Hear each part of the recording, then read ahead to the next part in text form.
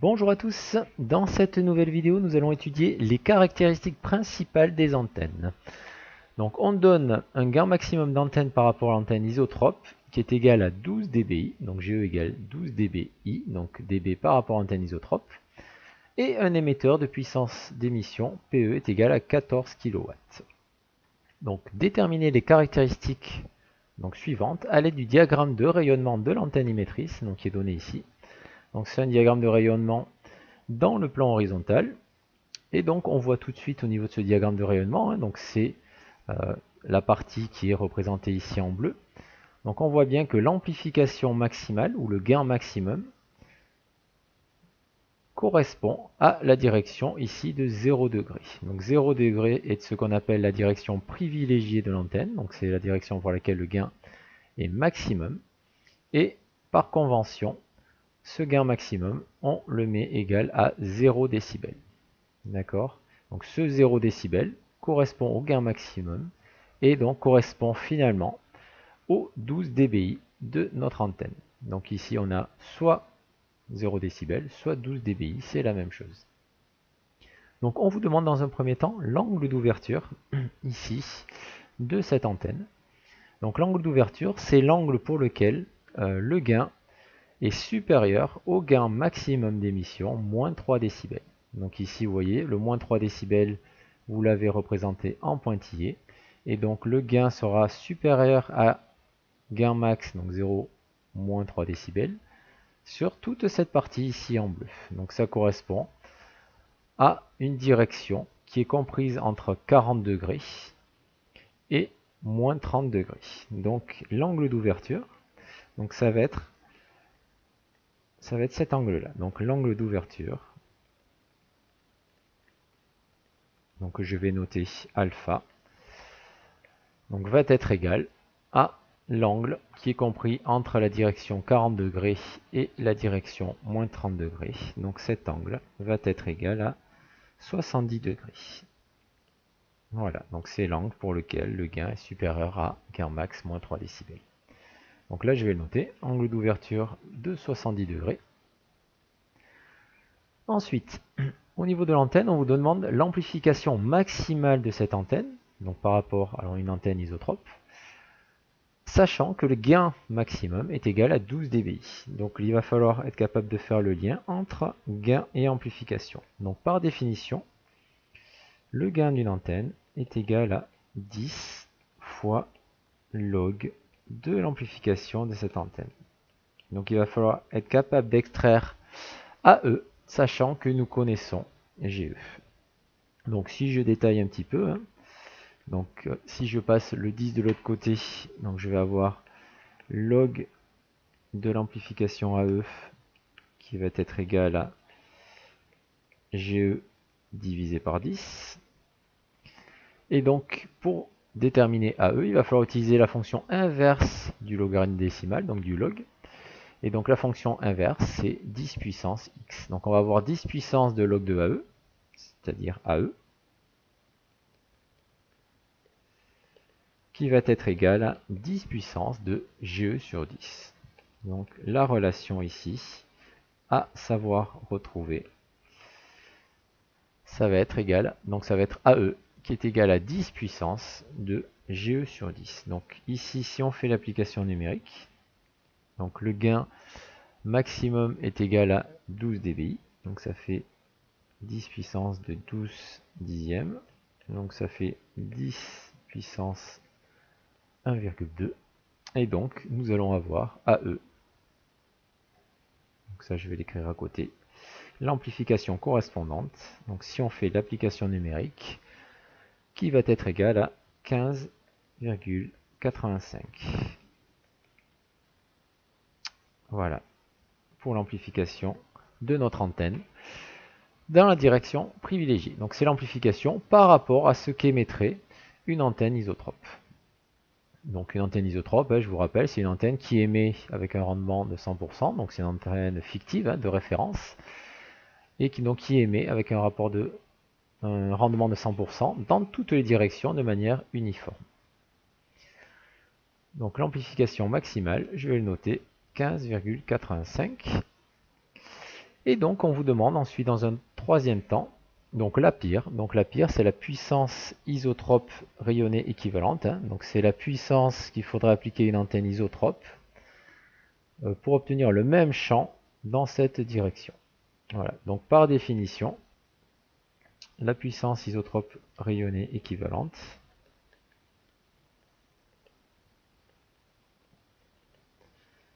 va être égale donc à la puissance d'émission, donc la puissance de notre émetteur, multipliée par l'amplification ici de notre antenne.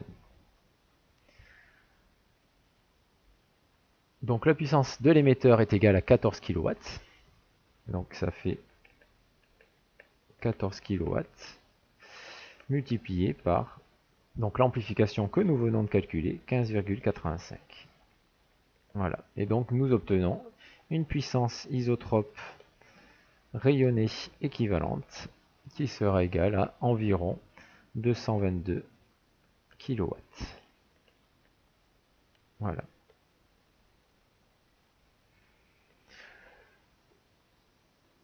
Donc c'est la puissance que rayonnerait une antenne isotrope, hein.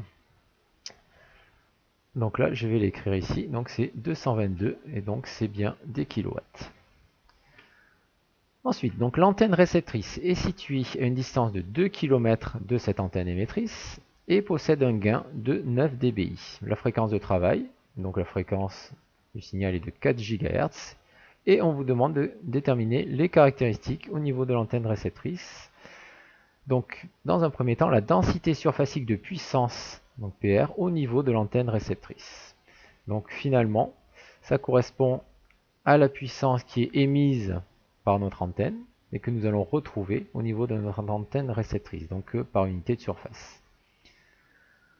Voilà, donc il faut savoir qu'au niveau ici de notre antenne émettrice, hein, donc nous allons avoir une antenne émettrice donc qui va émettre une puissance PE dans toutes les directions. Donc on va considérer l'antenne isotrope équivalente, hein, puisqu'on va raisonner avec la PIR. Donc on a une antenne isotrope qui va émettre dans toutes les directions de manière équivalente. D'accord? Donc sur une sphère, ici. Voilà. Et donc nous allons avoir notre antenne réceptrice qui va se situer à une distance, ici, D de l'antenne émettrice. Donc dans notre cas, nous avons vu que nous avions une distance de 2 km.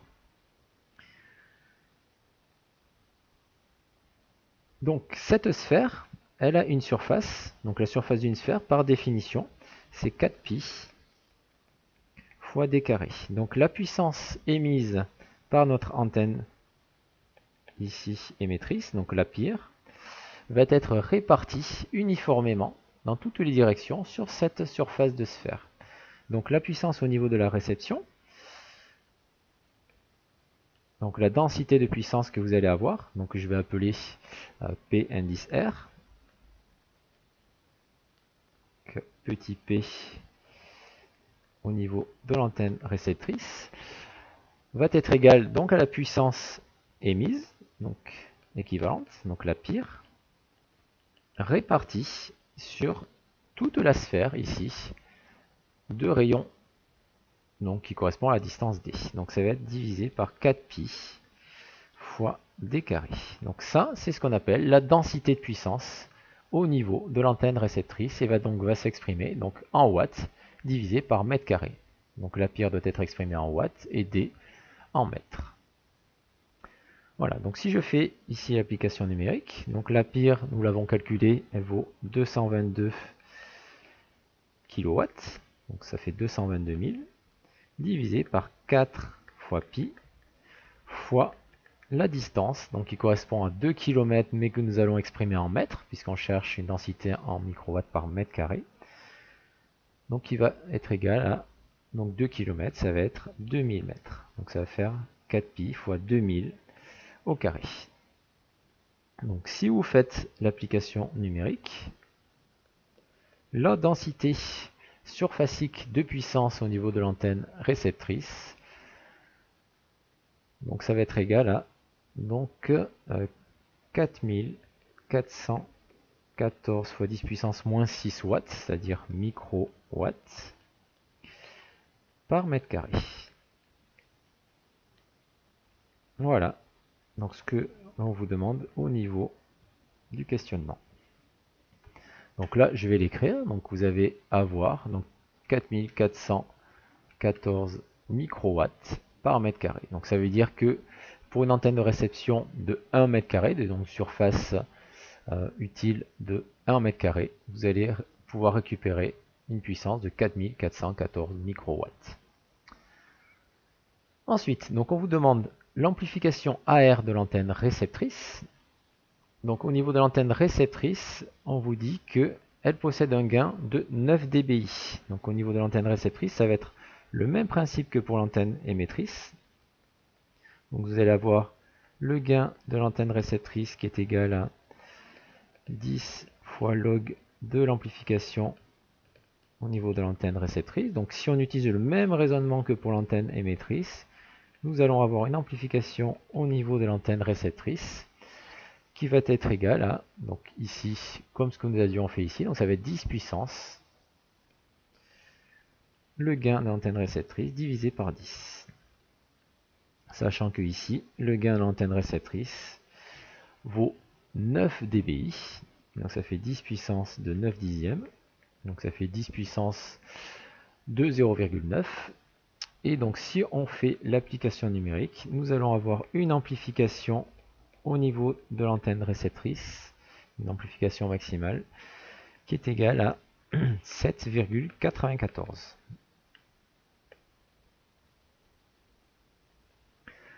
Voilà, donc l'amplification correspondante à 9 dBi. Ça fait 7,94. La surface équivalente de l'antenne réceptrice, donc on vous la donne. Par définition, la surface équivalente, c'est l'amplification de l'antenne réceptrice fois la longueur d'onde au carré divisé par 4pi. On vous demande dans un premier temps la longueur d'onde. Donc la longueur d'onde ici, donc lambda par définition, c'est la vitesse, donc la célérité des ondes. Donc c'est la vitesse des ondes dans l'air divisé par la fréquence.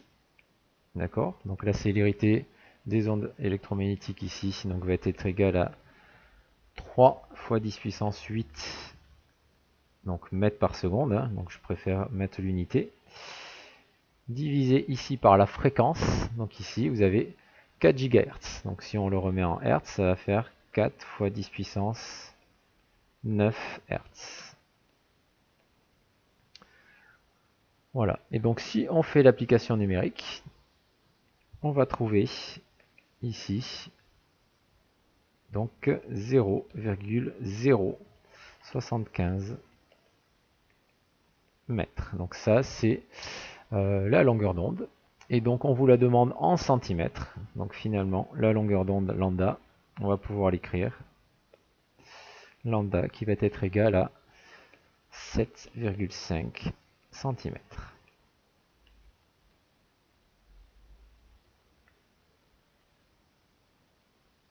Voilà, donc 7,5 cm.